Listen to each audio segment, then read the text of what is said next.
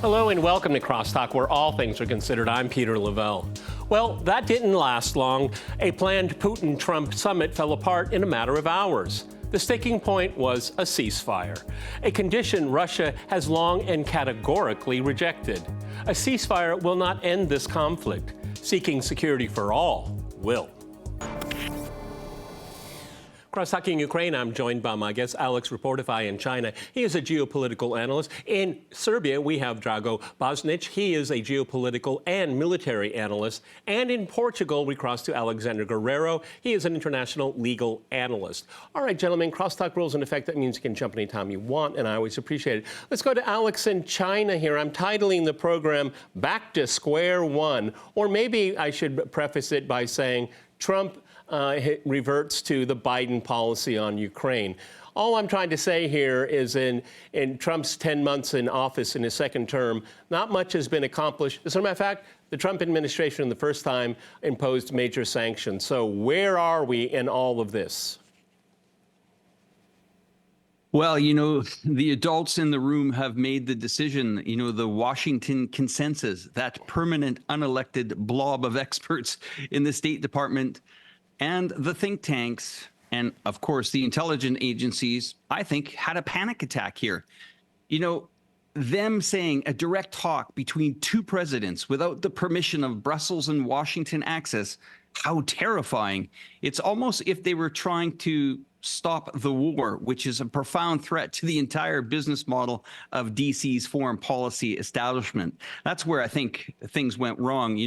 We saw reports of the European allies that they were alarmed. Can you imagine that, guys? Alarmed that the gravy train of the U.S. military aid and the glorious proxy war might actually come to an end if this all happened. Yeah, just like Peter. Thank you. Just like the Afghan grift ended, and they needed another one to get to keep paying themselves. You always need another home in the Hamptons, Drago, it looks like what happened to me. I wasn't in the room, obviously, okay, but it looks like to me that there was an agreement they would have a summit. They would have a summit in Budapest, and they're getting their working groups together, and then somebody like Marco Rubio says, "Oh, by the way, we have to have a ceasefire first before we have the summit," which, of course, the Russians have categorically been against since the beginning here.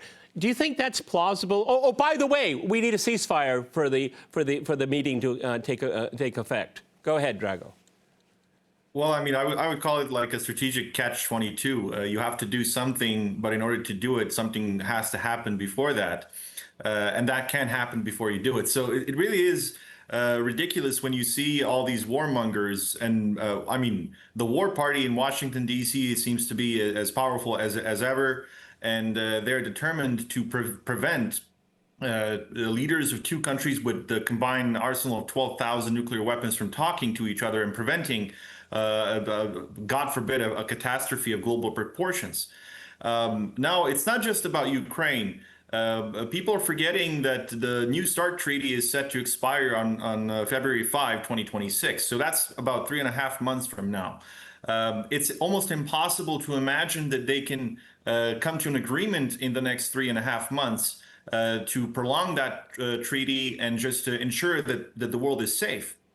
Now what we're going to see is more escalation because according to various reports, the Kiev regime is going to get Tomahawk missiles. Now, I'm not saying the Tomahawk missiles are going to defeat the Russian army. They've already been very good at shooting down much more advanced European Storm Shadow cruise missiles. But the thing is, it's about escalation, and it's about the fact that the Kiev regime cannot use these missiles to target the Russians. So who's going to be providing the targeting solutions? Is going to be the U.S. military once again. And we have the same situation we had in August. I believe it was 2023 or 2024. I forgot the exact year now, when the ATACMS missiles were dropping on the heads of Russian turrets in Crimea. So it's going to be a very similar situation. So how are we going to have de-escalation if this is going to happen?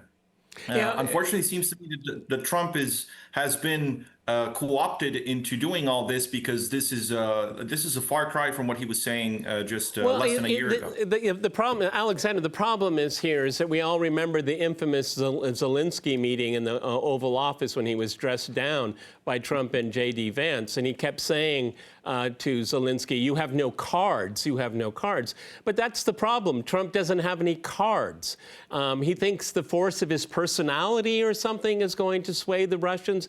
The Russians have made their position very, very clear from the outset. As a matter of fact, it appears that the Russians are saying, let's pick up where the Russian side left off with the Ukrainians in Istanbul. I mean, the first iteration of Istanbul.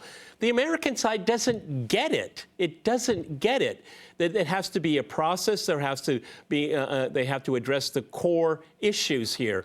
This administration, like the previous one, has never come to terms with that. Alexander. Well, it's interesting that Marco Rubio's request to basically stop where we are is quite clear. Trump wants to deliver some kind of solution in order to allow... No, Alexander, I have to interrupt you. No, he doesn't want a solution. He wants a win. They're two different things. Keep going, my friend. That's his concept of solution. Right. The United States must win one way or another. But at the same time, he wants to please not only Ukraine because of the European Union side, but at the same time, he wants to please Russia at the same time. And however, Russian demands, they are exactly the same. And I honestly can't see why would Moscow retreat or accept the current lines of the conflict without at least addressing the underlying causes of the conflict, especially when, for example, Kupiansk is almost lost. Ukrainians have lost it already.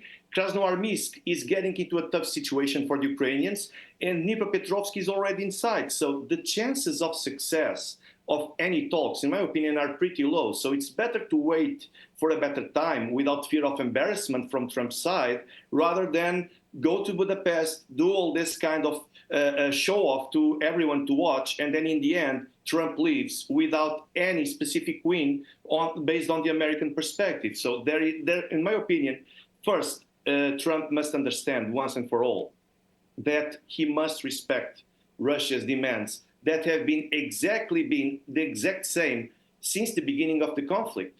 Russia hasn't changed a bit, not even one line. Everything that was their first demands, they are still the same presently, and I don't see anyone interested on resolving that kind of part of the conflict. You know, Alex, you know, you look at the Western media, and they're talking about, you know, apparently, according to the Financial Times, after Zelensky's recent meeting in the cabinet room, not the Oval Office, is that according to the Financial Times, is that Trump said that you have lost, you're going to be destroyed. He's not interested in maps anymore. And of course, the media always talks about territory, land, and all this. It has nothing to do with territory. Why does the largest country on the planet want more land? Okay, it doesn't make any sense. It does want to protect the people there that identify as being Russian. But what Russia wants is security. But they never get to that level. It's always about land and land. Oh, the Russians have only advanced 1% in this year and all that. That's not what this conflict is about. Alex. I mean, clearly this meeting was sabotaged. I mean, the U.S. government's position is clear. Diplomacy is always welcome as long as it's absolutely guaranteed to fail, so that they can blame it on Russia. Or diplomacy is accepted if you surrender. Correct. And the other thing, you know, what another person said on the panel here was, you know, Trump is trying to please that side. Trump doesn't care. Yeah. Trump is about America first. He only cares about America and doing a deal. Now, if the deal is not in his liking financially or helping the economy, he doesn't care. And really, when it is about discussing strategies, I mean, you got to remember what country this is. This is the United States of America. They've renamed their Department of Defense, Department of War, and they're gearing up. They don't want this conflict to end anytime soon. As much as Trump is trying to sell it to us, nobody's buying it. The Russians are clearly not buying it, and that's why this meeting was sabotaged. Well, Alex, apparently the Ukrainian people are not buying it either. Only 23%, according to recent polls, want this war to continue. So, you know, we have Zelensky and his crowd in the grift. And of course, you know, weapons manufacturers in the United States are pleased as punch because not only is Ukraine buying them, the Europeans are buying them for the Ukrainians. Okay, so, I mean, why would anyone want to upset that? Drago, You know, go ahead. You want to respond? Go ahead, Alex. Yeah, I just wanted to add a point there. You know, I've been down to this region about 4 months ago. I went to the Donetsk region myself, spent 2 weeks there. When you see what's on the headlines in the United States of America about getting this territory back, clearly no one from the U.S. government has gone to the area that I went to. There's more Russian flags than there are in Moscow down in Donetsk. I mean, these people are not going back to 2014. Not going to happen. And it would just take a quick flight out there, anyone in the government of the United States, to figure it out that, no, this is not a negotiable topic. Yeah, Drago, one of the things when Trump came to office, people came on my program saying that, you know, Trump will de-escalate. No, we only see escalation here. The START agreement is coming to an end. You're absolutely right. We're in a very, very difficult time right now. And I don't see any negotiating on the horizon. Particularly the Europeans are not interested. Well, it seems to me that the war party has taken over Brussels, unfortunately.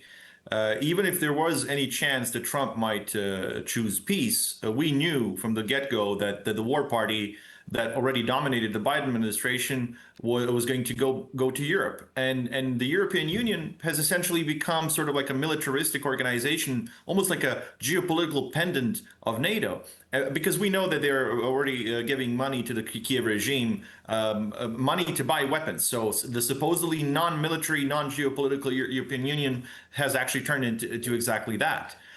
So in essence, we see that Europe is militarizing. It is becoming sort of like a border region for the future war, sort of like a new Barbarossa 2.0.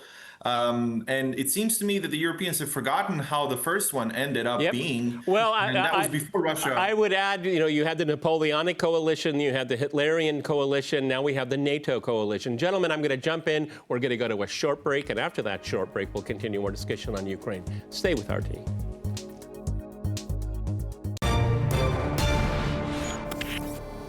Welcome back to CrossTalk, where all things are considered. I'm Peter Lavelle. To remind you, we're discussing Ukraine.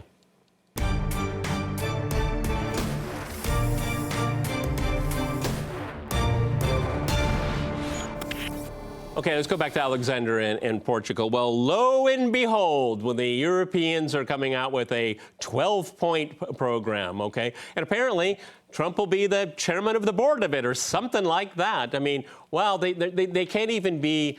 They're not even unique in their thinking. Of course, they're playing to his vanity with his so-called 20-point program for Gaza. Anything the Europeans come up will be just as dismal as the one that they have for Gaza. But that's a topic for another program. But, you know, Alexander, again, looking at, you know, the leaks and are always intentional about, you know, territorial issues will be put off into the future. We all know what that means when there is a ceasefire, NATO rolls in, beefs up the Ukrainians, the Russians, quote unquote, will violate the ceasefire and the war will go on. It's really quite understandable. The Russians are saying, look, we're in this now, we want it over, and we don't want to repeat it. Okay? Well, that's very simple. Alexander. But basically, what they want here in the European Union is just to allow Ukraine to reorganize itself, to gain more time, to stall this conflict as much and much longer that they can, because their main goal is only one, is to defeat Russia, is to conquer Russia, and to force at least Russia to be divided and split in many, many regions. This is their idea of peace. Forget about any other solution. There is no peace process. And for example, if they wanted peace, they would be supporting this Budapest summit, for example. And what we've been hearing was exactly the opposite. For example, when Sikorsky said that if Russia used the Polish airspace, they would try to attack Vladimir Putin's airplane.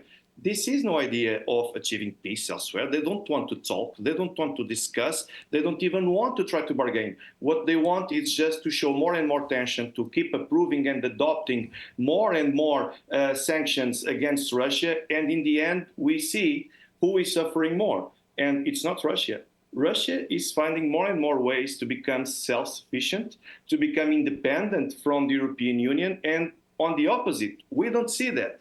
And if we take a look, for example, even at Zelensky's requests to have access to the Tomahawks, for example, we see that even on Trump's side, Trump would be against, of course, that if the Ukrainians would attack peaceful cities and civilians. But on the other hand, if Ukrainians would attack oil refineries, terminals, gas pipelines, and export infrastructure hubs, this would be seen not only by Trump, but by the European Union. This would be supported.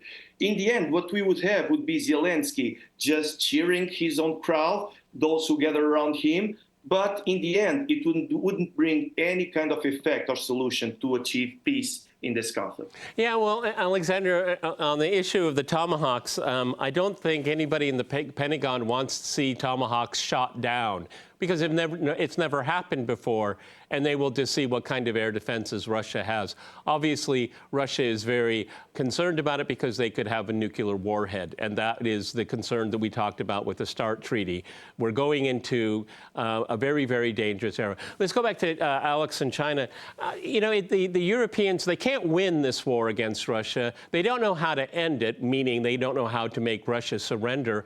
And they certainly can't afford it. So, to use a Russian metaphor, they're playing roulette. They keep turning the wheel until they get their winning number, and they're going to keep doing it over and over and over again until they think they can win. This is psychotic.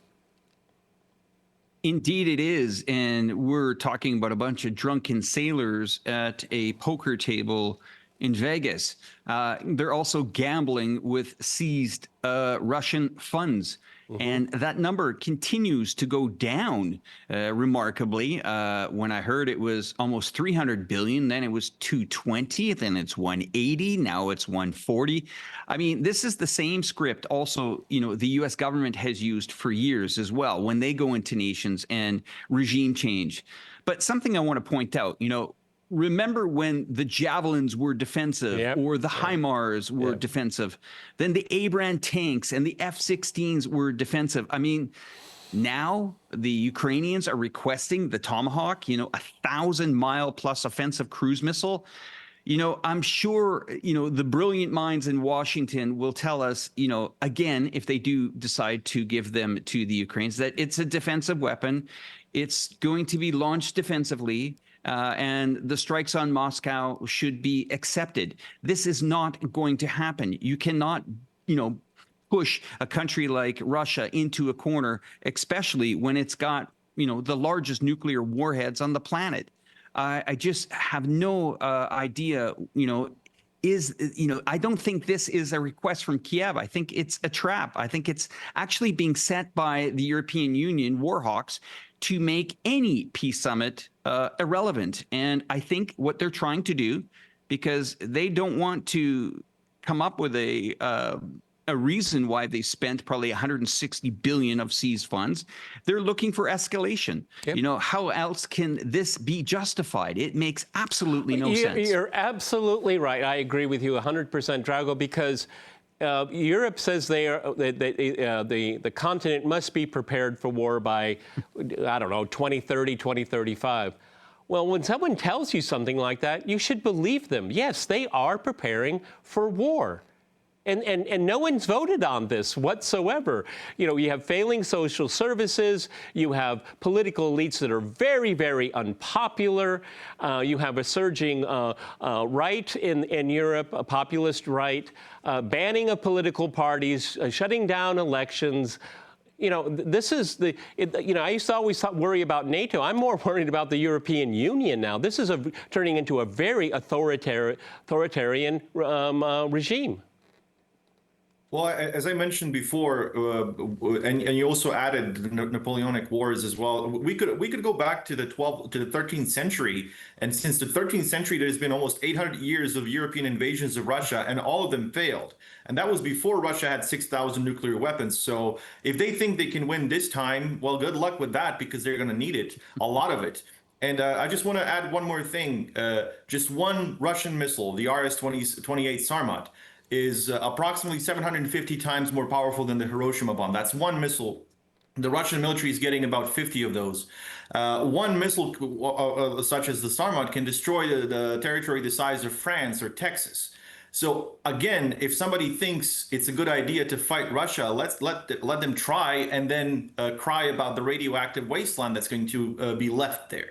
So unfortunately, obviously, I'm joking in this case, but I really, really hope it's going to stay on the level of jokes, because this is very, very serious. And it's very serious, as you pointed out, when an organization such as the European Union is talking about war instead of peace and negotiations and the possibility of peaceful coexistence with a country like Russia. It seems to me that the political West has really gotten accustomed to fighting helpless countries. Yep. Russia is not one of those. Absolutely. You know, Alexander, already the frozen Russian assets of the central bank that's been brought up in the program, and it's very, very important. You know, what happened to the rule of law? I mean, this is open theft here. And they're going to let maybe Zelensky decide how to spend it? I mean, how much more lunatic do you want to get? Go ahead, Alexander. They just here have no ideas. They are not creative anymore. They cannot create new sanctions and different sanctions. So the only way is to start stealing money that does not belong to them, and that, according by international law, is a tremendous violation of sovereignty of another country. But that's not the rules-based order that they usually dare to support every time they want to justify their actions. So basically, I remember here Dmitry Medvedev's words about this. He said that the more money that Europeans will try to get of Russian assets, it means the more territory, more land that will need to be conquered in order to compensate these losses. So, in my opinion, this is quite clear. This would be seen as business as usual by the Russians, because they do not act in the international sphere in the same way as the Europeans do. What we see is pure theft, like you said. And on the other side of the Atlantic, what we see from Trump's side is a different policy. It's just a matter of oil, about economy. And Russian oil is becoming the quintessence of Trump's entire foreign economic policy. And this, in my opinion, would be very interesting. But the Russians have, in the end, a lot of solutions, a lot of options, without the need even to shoot a missile against any other country. They have many different alternatives, at least to pay in the same coin.